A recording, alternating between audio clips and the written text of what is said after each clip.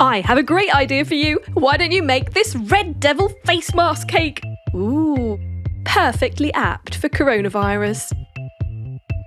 All you need is some fondant icing, bright green of course. We're going to roll that out and cut it into strips. Layering them like this to make the main body of your mask and cutting it to perfection.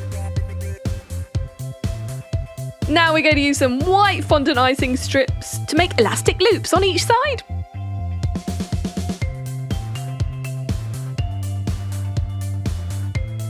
Now you get your red velvet cake and layer it with black buttercream icing.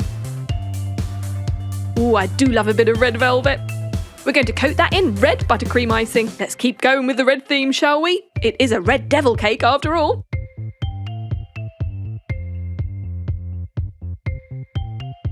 Now using a knife, just swipe on a little bit of black buttercream icing over what will become the facial area.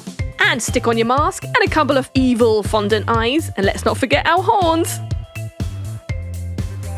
Bit of a devil's tail coming round from the back there. And there you have it, a perfectly devilish cake. Fancy a slice? Don't mind if I do.